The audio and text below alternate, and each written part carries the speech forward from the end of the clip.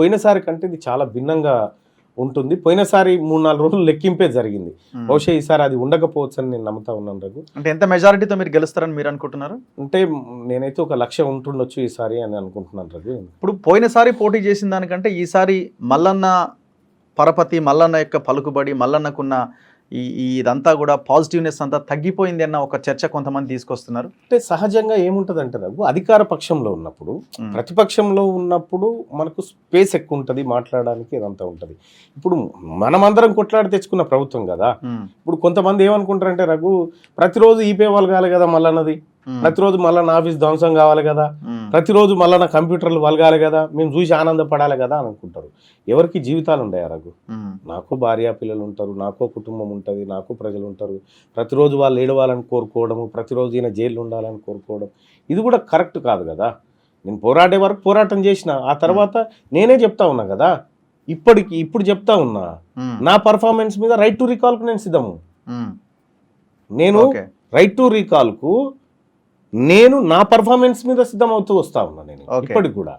అంటే నేను ఎక్కడ కూడా ట్రాక్ తప్పడం కానీ ఇంకో కార్యక్రమాన్ని కాదు. మార్పు ఏందనంటే నేను విపక్షం నుంచి అధికార పక్షం వైపు వచ్చాను.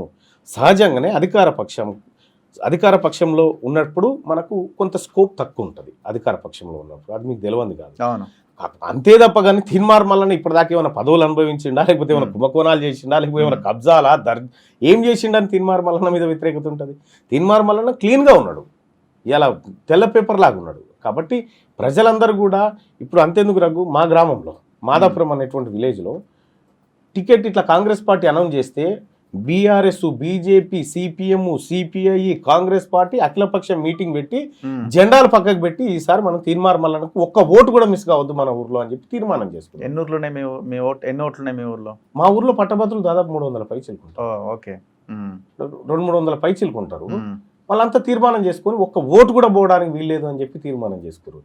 నిజంగా తీన్మార్ మల్లన్న నేను ఇంటికాడ, నా ఇంట్లో, నా ఊర్లో, నేను పుట్టి పెరిగిన ఊర్లో ప్రజలంతా ముక్త కంఠంతో మల్లన్న మావాడు గెలవాలి అని చెప్పి కోరుకుంటున్నారంటే మిగతా ప్రజలు కూడా. నా పాయింట్ ఏంటంటే, పోయినసారి మీరు ఇండిపెండెంట్గా పోటీ చేసి చాలా గణనీయమైన ఓట్లు సాధించారు, ఆల్మోస్ట్ గెలిచినంత పని చేశారు.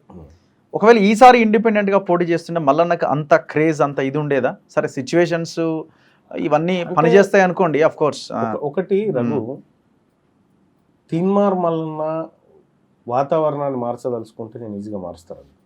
కానీ ఈ ప్రజలు ఉరికి ఆయాసపడ్డారు. 10 ఏళ్ల కాలం పాటు అనేక ఇబ్బందులకు పాలయ్యారు. వాళ్ళకి మంచి జరిగే కాలం కూడా కావాలి రఘు. వాళ్ళకి మంచి జరిగేటువంటి కాలం కూడా కావాలి. సమస్యను ఎత్తి చూపడమే కాదు, ఎత్తి చూపిన సమస్యలకు అనేక పరిష్కారాలు మనం చూపించే ప్రయత్నం చేసినాం.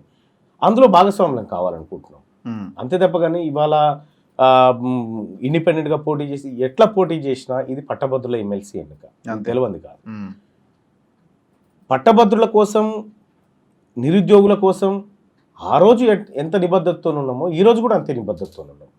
ఇవాళ నేను ముఖ్యమంత్రి గారిని నిన్న పొద్దున పోయిన తర్వాత, నేను అధిష్టానం సీటు అనౌన్స్ చేసిన తర్వాత నేను ముఖ్యమంత్రి గారి దగ్గర పోయి మొదటగా మాట్లాడింది, సార్ ఉద్యోగస్తుల డిఏ గురించి ఒకసారి ఆలోచించాలి సార్ అని చెప్పిన.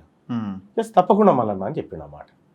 నేను పోయి అక్కడ టికెట్ ఇచ్చినందుకు ధన్యవాదాలు చెప్పలే, ఫస్ట్ పోయి చెప్పిన మాట ఇది. అంటే నేను క్లారిటీతో ఉన్నారు రఘు, ప్రజలు కూడా ఓటర్లు కూడా క్లారిటీతో ఉన్నారు. ఈసారి తీన్మార్ మల్లన్న లాంటి వాళ్ళు ఒకసారి మండల్లో ఉంటే ఏం జరుగుతుంది అనేది వాళ్ళ క్లారిటీ ఉంది, నా క్లారిటీ ఉంది అందరికి. ఒకవేళ ఏమి జరగకపోతే తీన్మార్ మల్లన్న రెఫరెండానికి సిద్ధమంటున్నాడు కదా, రైట్ టు రీకాల్కి సిద్ధమంటున్నాడు కదా. ఈ మాట చెప్పి రాజకీయాల్లోకి వచ్చే దమ్ముందా ఎవరికన్నా? ఇప్పుడు కాంగ్రెస్ పార్టీ నాకు అవకాశం ఇచ్చింది, అది చేసి చూపెడతాను. సో ఇప్పుడు కాంగ్రెస్ పార్టీ బలం మీకు మరింత తోడైందని మీరు భావిస్తున్నారా, లేకపోతే ఏదో ఒక పార్టీ ఉండాలి కాబట్టి ఆ సింబల్ లేదు రఘు, దీంతో నేను పోటీ చేస్తున్నాను అనుకుంటున్నాను? డెఫినెట్ గా కాంగ్రెస్ పార్టీ బలం కూడా మనకు యాడ్ అవుతుంది. ఆ రోజు యాడ్ అయింది, ఈ రోజు కూడా యాడ్ అవుతుంది. ఆ రోజు కూడా కాంగ్రెస్ పార్టీ కార్యకర్తలు, కాంగ్రెస్ పార్టీ శ్రేణులు, కాంగ్రెస్ పార్టీలో ఇప్పుడున్నటువంటి ఎమ్మెల్యేలు చాలా మంది కూడా మళ్ళీ గెలిస్తే తప్పేం కాదులే అనేటువంటి ఉదారభావంతో ఆ రోజు కూడా వ్యవహరించారు. ఈ రోజు కొద్దిగా ఓన్గా మా అభ్యర్థి అనేటువంటి యాంగిల్లో వాళ్ళు వర్క్ చేస్తూ ఉన్నారు. దాదాపు ఇక్కడ ఉన్నటువంటి మంత్రులు కానీ, ఉత్తమ్ కుమార్ రెడ్డి గారు కానీ, కోమటిరెడ్డి వెంకటరెడ్డి గారు కానీ, పొంగులేటి శ్రీనివాసరెడ్డి గారు కానీ, డిప్యూటీ సీఎం బట్టి విక్రమార్క గారు కానీ, లేకపోతే కొండా సురేఖ గారు కానీ, సీతక్క గారు కానీ, తుమ్మల నాగేశ్వరరావు గారు, వీళ్ళందరికీ నేను అభ్యర్థిని. ఇప్పుడు ఓకే వీళ్ళందరి అభ్యర్థిని నేను. వీళ్ళందరికీ మా వాడిని గెలిపించుకునేటువంటి బాధ్యత మాకుందనేటువంటి పరిస్థితి ఉంది. ఇప్పుడు మీరు ప్రస్తుతం చూస్తే మొత్తం 34 అసెంబ్లీ కాన్స్టిట్యున్సీలు ఉంటాయి రఘు. 34లో బీఆర్ఎస్ పార్టీకి ఉన్నాయి కేవలం 2. ఒకటి జనగామ, రెండోది సూర్యాపేట. అవును. ఈ 2 ఉన్నాయి. సో అక్కడ ఖమ్మము, నల్లగొండ వాతావరణం చాలా డిఫరెంట్గా ఉంటుంది. ఖమ్మం, నల్గొండ విషయానికి వస్తే కాంగ్రెస్ ఎప్పుడు కూడా పై చేయిలోనే ఉంటుంది. సరే కొంతవరకు మొన్న బీఆర్ఎస్ ఏదో అదిరిచ్చో బెదిరిచ్చో ఏదో కార్యక్రమాలు చేసినా కూడా మళ్ళీ తన పాత రూపానికి వచ్చేసింది కాంగ్రెస్ పార్టీ తన మళ్ళీ గ్రౌండ్ రూట్లోకి వెళ్ళిపోయి అక్కడ బలపడ్డది. ఇది అడిషనల్గానే నాకు ఆడేటువంటి అసెట్ కదా. ఓకే. సో ఇప్పుడు మీరు ఇండిపెండెంట్గా పోటీ చేసినప్పుడు బీజేపీ నుంచి, కాంగ్రెస్ నుంచి, మిగతా అన్ని పక్షాల నుంచి ఓట్లు మీకు వచ్చినాయి. ఇప్పుడు మీరు ఒక కాంగ్రెస్ పార్టీ నాయకుడిగా మీరు పోటీలో రంగంలోకి దిగుతున్నారు. సో మీరు ఒక సెక్షన్కి దగ్గర అయిపోయినారు కదా. లేదు, అక్కడ బీజేపీ క్యాండిడేట్ని పెడుతుంది, బీఆర్ఎస్ క్యాండిడేట్ని పెడుతుంది, Yes. ఇండిపెండెంట్గా పోటీ చేయాల్సిన వాళ్ళు పోటీ చేస్తారు. సో ఇట్లా రకరకాలుగా ఉంటుంది. ఎవరైనా సో మీరు ఇప్పుడు ఒక సెక్షన్కి పరిమితమైన ఒక నాయకుడిగా మిగిలిపోలేదా? లేదు రఘు, అట్లాంటిది ఏం లేదు. ఎందుకంటే గ్రౌండ్లోకి పోతే తీన్మార్ మల్లన్నతోని టీఆర్ఎస్ పార్టీ కార్యకర్తలు మంచిగానే ఉంటారు. సరే అధినాయకత్వం మంచిగా ఉండకపోవచ్చు, టీఆర్ఎస్ పార్టీ కార్యకర్తలు మంచిగానే ఉంటారు, భారతీయ జనతా పార్టీ కార్యకర్తలు మంచిగానే ఉంటారు. అన్ని పార్టీలకు సంబంధించినటువంటి ప్రజలు నన్ను ఆప్యాయంగా చూస్తారు. ఎక్కడికి పోయినా మనవాడు, మన కోసం ఎన్నడు లేనప్పుడు కొట్లాడినటువంటి వాడు, అనేక కేసుల పాలైనటువంటి వాడు అనేటువంటి ఒక భావంతో ఉంటారు.